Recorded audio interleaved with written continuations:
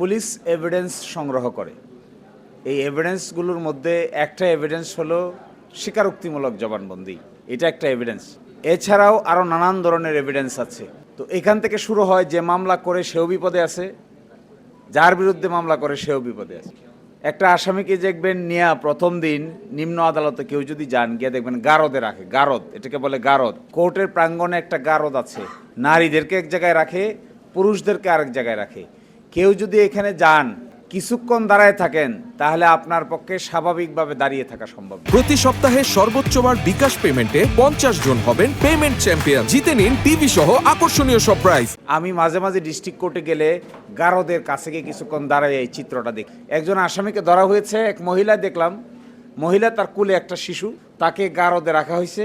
যেখানে মানুষগুলো আছে এখানেই দুর্গন্ধের কোনো শেষ নাই। কি করে একজন মানুষ এখানে বসে থাকবে? ওই শিশুটারই বা কী হবে, ওই মহিলারই কী হবে আসামি? এবং প্রকাশ্যে তাও দেখে আসলাম, গারদের আশেপাশে প্রকাশ্যে ড্রাগ ডিলিং হচ্ছে। গারদের ভিতরে আসামি একজন আরেকজনের কাছে ওই ড্রাগ আইটেম হ্যান্ডওভার করতেছে।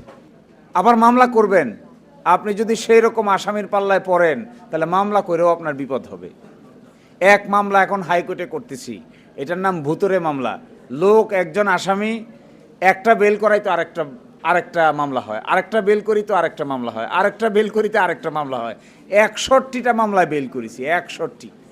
এখন শুনতেছি 62তম মামলায় সে আসামি হইতে যাচ্ছে।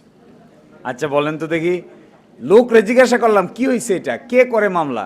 কয় স্যার আমি করে চিনি না। তা আপনি যে আসামি? কয় স্যার আমি বাদীরেও চিনি না, সাক্ষীও চিনি না। সকল মামলার বিষয়বস্তু কি জানেন? সব মামলার বিষয়বস্তু হলো মানব পাচার। বলছে আপনি যেহেতু মানব পাচার করেন। কয় স্যার আমি তো জেলে, তো মানব পাচার হয় কি করে? মানব পাচার হইতেছে।